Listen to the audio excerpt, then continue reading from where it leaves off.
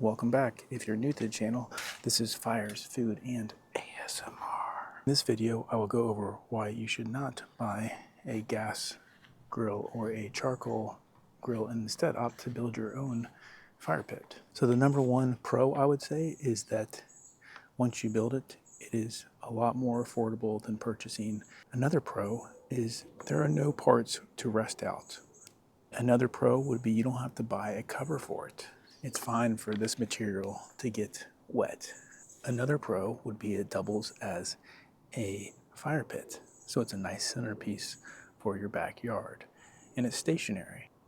If a landscape company were to hit this with a big riding tractor, and we've had that happen when we used to have a company way back in the day, it's not going to damage the grill. And believe it or not, that company just left the grill face down. And we were lucky that nobody was hurt because there could have been an explosion since at the time we had a gas propane grill. The cleanup here is very simple. These other coals, if they are dry or get dried out, will actually double as new coals. Those coals will contribute to the new coals when we are grilling our next meal. This grate cost $19.99 7 years ago. I take care of it. I leave it outside though. I don't, do anything, but I clean it before each use. So another benefit would be an exposed pit as this. And I'm gonna walk around it for a second.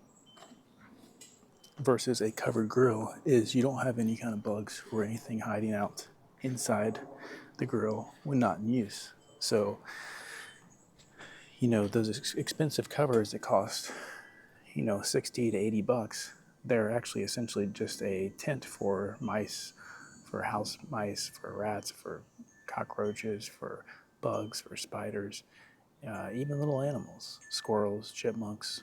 It's just a little home on wheels.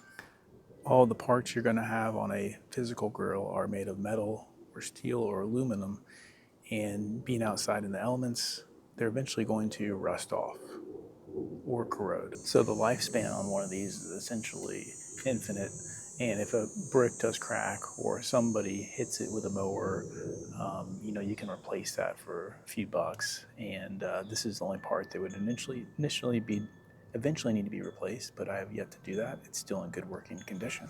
I'll give you a close-up of it. This is a 7-year grate, and I think it has a lot more life left in it.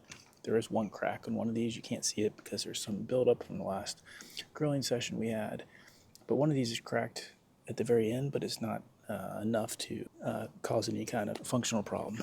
So the bricks, these are my grate holders, and they can also be replaced. We have a bunch of bricks laying around. And that's it. Stop by and see the channel sometime. There's Fires, Food, and ASMR.